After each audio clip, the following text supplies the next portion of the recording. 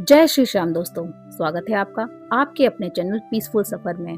प्रिय भक्तजनों, आज बृहस्पतिवार के दिन आप बृहस्पति देव की बड़ी ही दुर्लभ कथा सुनेंगे। इस कथा को सुनने से भक्तों के सभी मनोकामना भगवान बृहस्पति देव की कृपा से पूर्ण हो जाती है। तो आइए बड़ी ही श्रद्धा और प्रसन्नचित मन से इस कथा को सुनते हैं। भारतवर्ष में एक प्रतापी और दानी राजा राज्य करता था। वह नित्य गरीबों और ब्राह्मणों की सहायता करता था। यह बात उसकी रानी को अच्छी नहीं लगती थी। वह ना ही गरीबों को दान देती और ना ही भगवान का पूजन करती थी, और राजा से ऐसा करने को और दान देने से के लिए भी मना करती थी। एक दिन राजा शिकार खेलने वन को गए हुए थे, तो रानी महल में अकेली थी।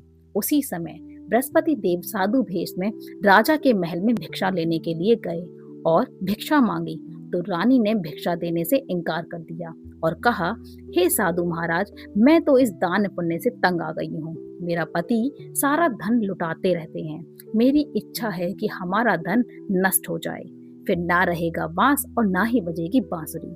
साधु ने कहा, देवी, तुम तो बड़ी ही विचित्र हो। धन संतान तो सभी चाहते हैं, पुत्र और लक्ष्मी तो पापी के घर में भी होने चाहिए। यदि तुम्हारे पास अधिक धन है तो भूखों को भोजन दो, प्यासों के लिए प्याऊ लगवाओ, मुसाफिरों के लिए धर्मशालाएं खुलवाओ। जो निर्धन हैं, अपनी कुंवारी कन्याओं का विवाह नहीं कर पा रहे हैं, उनका विवाह करा दो। ऐसे और कई काम हैं जिनके करने से तुम्हारा यश लोक और परलोक में फैलेगा। परंतु रानी पर उपदेश का कोई प्रभाव नहीं पड़ा। वह बोली, महाराज, आप मुझे कुछ ना समझाएं। मैं ऐसा धन नहीं चाहती जो हर जगह बांटती फिरूं। साधु ने उत्तर दिया, यदि तुम्हारी ऐसी इच्छा है तो तथास्तु।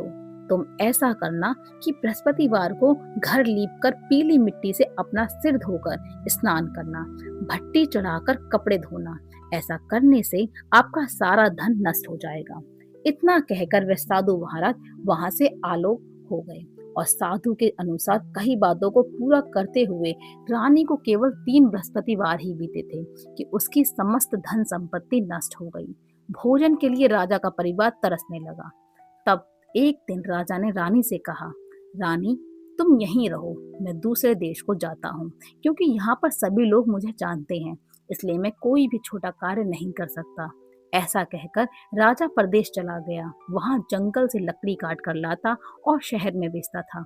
इस तरह वे अपना जीवन व्यतीत करने। इधर राजा के परदेश जाते ही रानी और दासी दुखी रहने लगे। एक बार जब रानी और दासी को 7 दिन तक बिना भोजन के रहना पड़ा, तो रानी ने अपनी दासी से कहा, हे दासी, पास ही के नगर में मेरी बहन रहती है। वह बड़ी ही धनवान है। तू उसके पास जा और कुछ लेकर आ, ताकि थोड़ा बहुत गुजार बसार हो सके। रानी दासी के बहन के पास गई। उस दिन गुरुवार था और रानी की बहन उस समय बृहस्पतिवार व्रत की कथा सुन रही थी। दासी ने रानी की बहन को अपनी रानी का संदेश दिया, लेकिन रानी की बड़ी बहन ने कोई उत्तर नहीं दिया। जब दासी को रानी की बहन से कोई उत्तर नहीं मिला तो वह बहुत ही दुखी हुई और उसे क्रोध भी आया। दासी ने वापस आकर रानी को सारी बात बता दी। सुनकर रानी ने अपने भाग्य को कोसा। उधर रानी की बहन ने सोचा कि मेरी बहन की दासी आई थी, परंतु मैं उससे नहीं बोली, इससे वे बहुत दुखी हुई होगी। कथा सुनकर और पूजन समाप्त कर वे अपनी बहन के घर आई और कहने लगी, हे बहन, मैं बृहस्पतिवार का व्रत कर रही थी। तुम्हारी दासी मेरे घर थी, परंतु जब तक कथा होती है तब तक ना उठते हैं और ना ही बोलते हैं, इसलिए मैं नहीं बोली। कहो दासी, क्यों गई थी? रानी बोली, बहन, तुझसे क्या छिपाऊं, हमारे घर में खाने तक को अनाज नहीं था। ऐसा कहते कहते रानी की आंखें भर आईं। उसने दासी समेत पिछले 7 दिनों से भूखे रहने तक की बात अपनी बहन को विस्तार पूर्वक बता दी। रानी की बहन बोली, देखो बहन, भगवान बृहस्पति सबकी मनोकामना को पूर्ण करते हैं। देखो, शायद तुम्हारे घर में अनाज रखा हो। पहले तो रानी को विश्वास नहीं हुआ, पर बहन के आग्रह करने पर उसने अपनी दासी को अंदर भेजा, तो उसे सचमुच अनाज से भरा हुआ एक घड़ा मिल गया। यह देखकर दासी को बड़ी ही हैरानी हुई।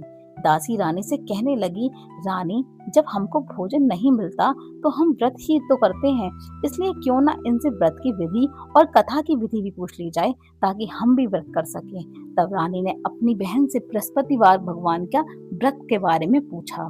उसकी बहन ने बताया, बृहस्पतिवार के व्रत में चने की दाल और मुनक्का से विष्णु भगवान का केले की जल का पूजन करते हैं तथा दीपक जलाते हैं, व्रत करते हैं और कथा सुनते हैं और पीला भोजन ही करते हैं। इससे बृहस्पति देव प्रसन्न होते हैं और व्रत और पूजन विधि बताकर रानी की बहन अपने घर को लौट आई। 7 दिन के बाद जब गुरुवार का दिन आया, रानी और दासी ने व्रत रखा, घुड़शाल में जाकर चना और गुड़ लेकर आ गई। फिर उसने केले की जड़ और विष्णु भगवान का पूजन किया। अब पीला भोजन कहाँ से आए, इस बात को लेकर दोनों बहुत ही दुखी हुई, क्योंकि उन्होंने व्रत रखा था, इसलिए बृहस्पति देव उनसे प्रसन्न थे। इसलिए वे एक साधारण व्यक्ति का रूप धारण करके 2 थालों में सुंदर पीला भोजन दासी को दे गए। भोजन पाकर दासी बहुत ही प्रसन्न हुई और फिर रानी के साथ मिलकर भोजन ग्रहण करने लगी। उसके बाद वे सभी गुरुवार को पूजन और व्रत करने लगे। बृहस्पति भगवान की कृपा से उनके पास फिर से धन संपत्ति आ गई, परंतु रानी फिर पहले की तरह आलस्य करने लगी। तब दासी बोली, देखो रानी, तुम पहले भी इस प्रकार आलस्य करती थी, तुम्हें धन रखने में कष्ट होता था, इस कारण सभी धन नष्ट हो गया, और अब जब भगवान बृहस्पति की कृपा से धन मिला है तो तुम फिर आलस्य कर रही हो। रानी को समझाते हुए दासी कहती है कि बड़ी मुसीबतों के बाद हमने यह धन पाया है, इसलिए हमें दान पुण्य करना चाहिए, भूखे मनुष्य को भोजन कराना चाहिए और धन को शुभ कार्यों में खर्च करना चाहिए, जिससे तुम्हारे कुल का यश बढ़ेगा, स्वर्ग की प्राप्ति होगी और पितृ प्रसन्न होंगे। दासी की बात सुनकर रानी अपना धन शुभ कार्यों में खर्च करने लगी, जिससे पूरे नगर में उसका यश फैलने लगा। उधर एक दिन राजा दुखी होकर जंगल में एक पेड़ के नीचे आसन जमाकर बैठ गया। वह अपनी दशा को याद करके व्याकुल होने लगा। बृहस्पतिवार का दिन आ था। एकाएक उसने देखा कि निर्जन वन में एक साधु प्रकट हुए। वह साधु के भेष में स्वयं बृहस्पति देव थे। लकड़हारे के सामने आकर बोले, हे लकड़हारे, इस सुनसान जंगल में तू इतना चिंतामग्न क्यों बैठा है?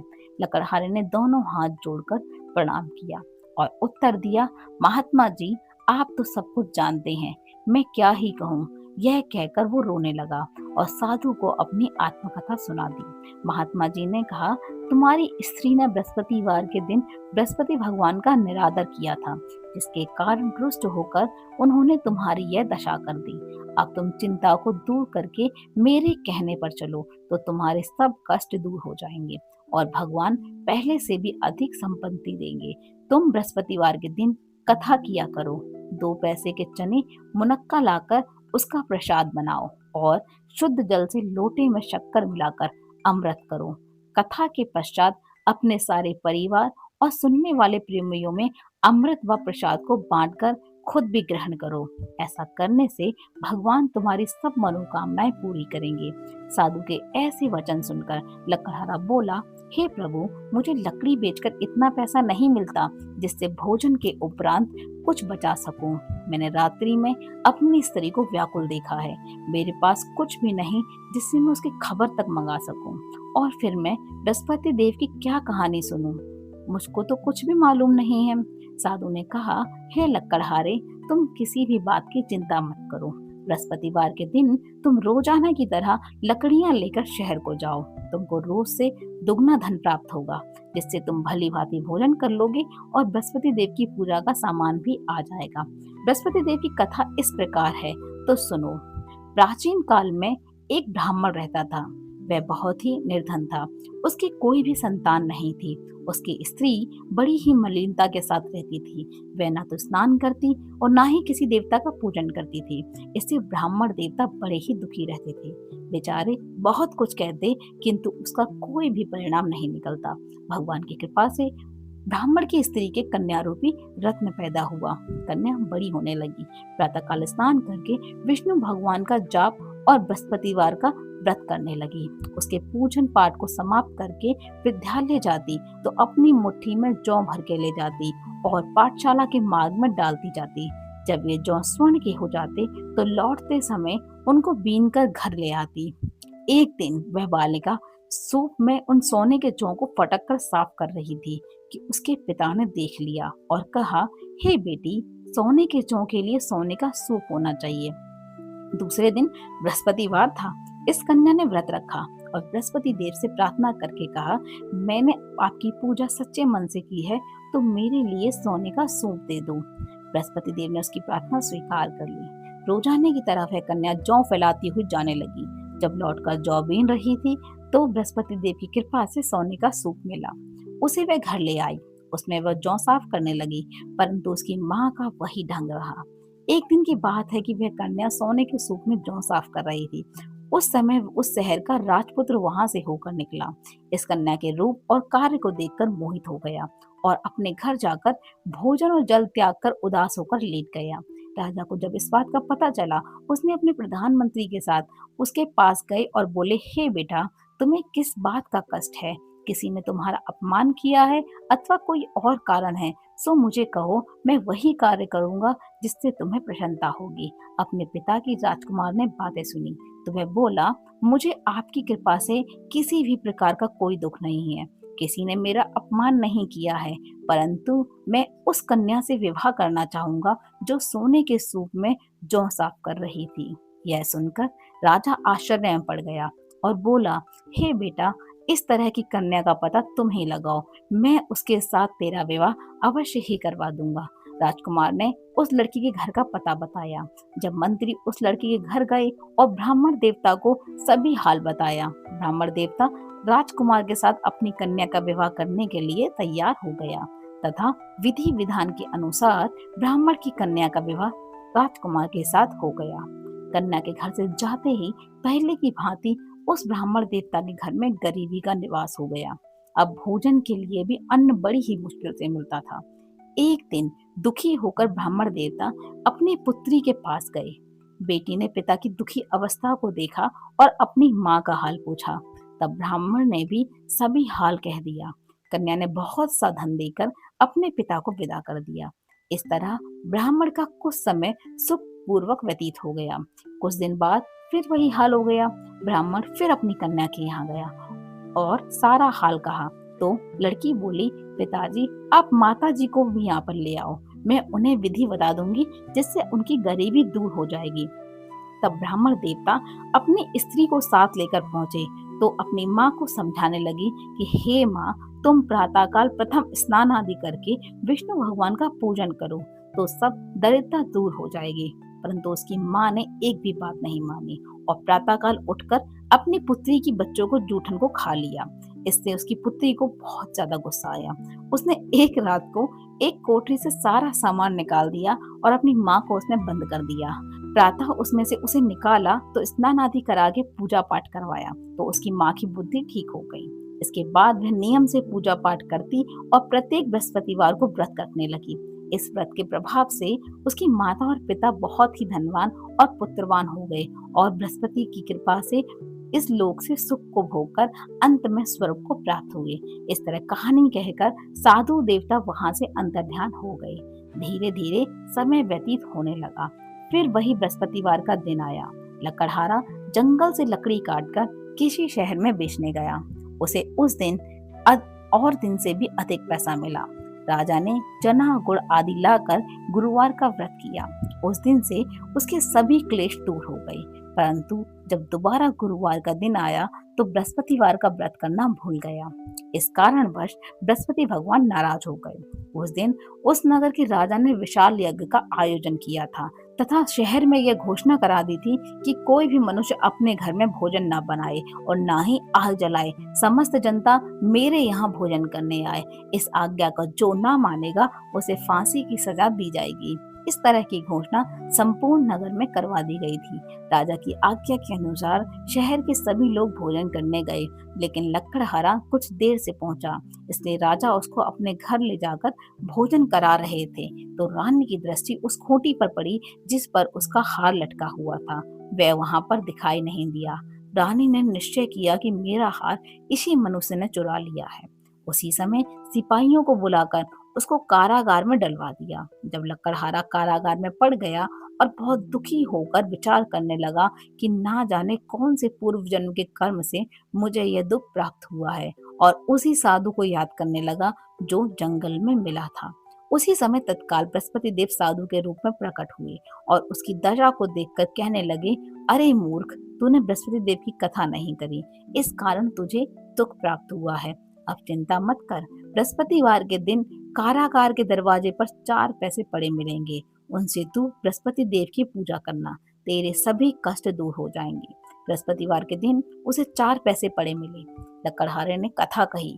उसी रात्रि को बृहस्पति देव ने उस नगर के राजा को स्वप्न में कहा, हे राजा, तुमने जिस आदमी को कारागार में बंद कर रख दिया है वह निर्दोष है, वह राजा है, उसे छोड़ देना। रानी का हार उसी खूंटी पर लटका है। अगर तू ऐसा नहीं करेगा तो मैं तेरे राज्य को नष्ट कर दूंगा। इस तरह रात्रि के स्वप्न को देखकर राजा प्रातःकाल उठा और खूंटी पर हार देखकर लकड़हारे को बुलाकर क्षमा मांगी और लकड़हारे को योग्य सुंदर वस्त्र आभूषण देकर विदा कर दिया। बृहस्पति देव की आज्ञा के अनुसार लकड़हारा अपने नगर को चल दिया। राजा जब अपने नगर के निकट पहुंचा तो उसे बड़ा ही आश्चर्य हुआ। नगर में पहले से अधिक बाग, तालाब, कुएं तथा बहुत सी मंदिर, धर्मशाला आदि बन गए थे। राजा ने पूछा, यह किसका बाग और धर्मशाला है? तब नगर के सब लोग कहने लगे, यह सब रानी और दासी का है। तो राजा को आश्चर्य हुआ और गुस्सा भी आया। जब रानी ने यह खबर सुनी कि राजा आ रहे हैं तो उन्होंने दासी से कहा, हे दासी, देख राजा हमको कितनी बुरी हालत में छोड़ गए थे। हमारी ऐसी हालत देखकर ये लौट ना जाएं, इसलिए तू दरवाजे पर खड़ी हो जा। आज्ञा के अनुसार दासी दरवाजे पर खड़ी हो गई। राजा आए तो उन्हें अपने साथ लेकर आई। तब राजा ने क्रोध करके अपनी रानी से पूछा कि यह धन तुम्हें कैसे प्राप्त हुआ? तब उन्होंने कहा, हमें यह सब धन बृहस्पति देव के इस व्रत के प्रभाव से प्राप्त हुआ है।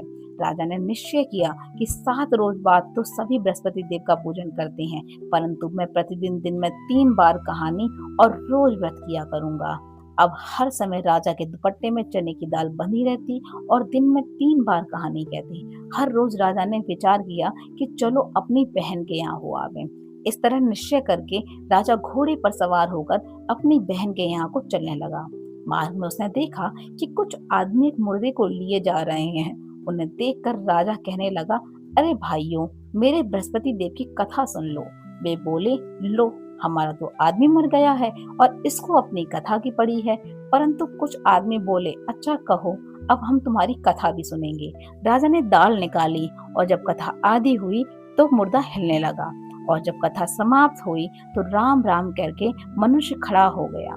आगे मार्ग में उसे किसान खेत में हल चलाता मिला तो राजा ने उसे देखकर बोला, अरे भैया, तुम मेरी बृहस्पतिवार की कथा सुन लो। किसान बोला, जब तक मैं तेरी कथा सुनूंगा तब तक 4 हरैया जोत लूंगा। जा अपनी कथा किसी और को सुनाना। इस तरह राजा आगे चलने लगा। राजा के हटते ही बैल पछाड़ खाकर गिर पड़े और किसान के पेट में बड़ी जोर का दर्द होने लगा। उस समय उसकी माँ रोटी लेकर आई थी।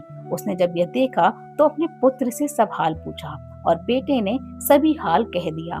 बुढ़िया दौड़ी दौड़ी उस घुड़सवार के पास गई और उससे बोली, मैं तेरी कथा सुनूंगी, तू अपनी कथा मेरे खेत पर चलकर ही कहना। राजा ने बुढ़िया के खेत पर जाकर कथा कही, जिसको सुनते ही वह बैल उठ गए और किसान के पेट में भी दर्द बंद हो गया। राजा अपनी बहन के घर पहुंचा। बहन ने भाई की खूब मेहमानी की। दूसरे रोज प्रातःकाल राजा जब जागा तो वह देखने लगा कि सब लोग भोजन कर रहे हैं। राजा ने अपनी बहन से ऐसा कहा, कोई ऐसा मनुष्य है जिसने भोजन नहीं किया हो? मेरे बृहस्पतिवार की कथा सुन ले। बहन बोली, भैया, यह देश ऐसा ही है, पहले यहाँ सब लोग भोजन करते हैं, बाद में अन्य कार्य करते हैं। अगर कोई पड़ोस में है तो मैं देख कर आती हूँ। वह ऐसा कहकर देखने चली गई, परंतु उसे कोई भी व्यक्ति ऐसा नहीं मिला जिसने भोजन नहीं किया हो। अतः वह एक कुम्हार के घर गई जिसका लड़का बीमार था। उसे मालूम हुआ कि उनके यहाँ 3 रोज से किसी ने भोजन नहीं किया है। रानी ने अपने भाई की कथा सुनने के लिए कुम्हार से कहा। वह तैयार हो गया। राजा ने जाकर बृहस्पतिवार की कथा कही, जिसको सुनकर उसका लड़का ठीक हो गया। अब तो राजा की प्रशंसा होने लगी। एक रोज राजा ने अपनी बहन से कहा कि हे बहन, हम अपने घर को जाएंगे, तुम भी तैयार हो जाओ। राजा की बहन ने अपनी सास से कहा तो सास ने कहा, हाँ चली जा, परंतु अपने लड़कों को मत ले जाना, क्योंकि तेरे भाई की कोई भी औलाद नहीं है। बहन ने अपने भैया से कहा, भैया, मैं तो चलूंगी पर कोई बालक नहीं चलेगा। तो राजा बोले, जब कोई बालक नहीं चलेगा तब तुम चलकर क्या करोगी? बड़े दुखी मन से राजा अपने नगर की ओर लौट आया। राजा ने अपनी रानी से कहा, हम निर्वंशी राजा हैं, हमारा मुंह देखने का धर्म नहीं है और कुछ भोजन आदि नहीं किया। रानी बोली, हे प्रभु बृहस्पति देव, हमें सब कुछ दिया है आपने, अब हमें औलाद अवश्य दो। उसी समय रात को बृहस्पति देव ने राजा को स्वप्न में कहा, हे राजा उठो, सभी सोच त्याग दो, तेरी रानी गर्भ से है। राजा को यह बात सुनकर बड़ी खुशी हुई। 9वें महीने में उसके गर्भ से एक सुंदर पुत्र पैदा हुआ। तब राजा बोला, हे रानी, स्त्री बिना भोजन के रह सकती है, पर बिना कहे नहीं रह सकती। जब मेरी बहन आएगी तुम उससे कुछ मत कहना। रानी ने सुनकर तो हाँ कह दिया। जब राजा की बहन ने शुभ समाचार सुना तो वह बहुत खुश हुई और बधाई लेकर अपने भाई के यहाँ आई। तभी रानी ने बोला, घोड़ा चढ़कर तो नहीं आई, गधा चढ़कर चली आई। राजा की बहन बोली, भाभी, मैं इस प्रकार ना कहती तो तुम्हें औलाद कैसे मिलती। बृहस्पति देव ऐसे ही हैं, जैसे जिसके मन में कामनाएं होती हैं सभी को पूर्ण करते हैं। जो सद्भावना पूर्वक बृहस्पतिवार का व्रत करता है एवं कथा पढ़ता है अथवा सुनता है और दूसरों को सुनाता है, बृहस्पति देव उनकी सभी मनोकामनाओं को पूर्ण करते हैं। बृहस्पति देव उनकी सदैव रक्षा करते हैं जो संसार में सद्भावना और सच्चे हृदय से बृहस्पति देव का पूजन करते हैं। उनकी सभी मनोकामनाएं उसी प्रकार पूर्ण होती हैं जैसे राजा और रानी की बृहस्पति देव की कथा का गुणगान किया। उनकी सभी इच्छाएं बृहस्पति देव ने पूर्ण की। मनुष्य को हृदय से उनका मनन करते हुए जयकारा करना चाहिए। तो प्रेम से बोलिए, बृहस्पति देव की जय हो, विष्णु भगवान की जय हो, समस्त देवी देवताओं की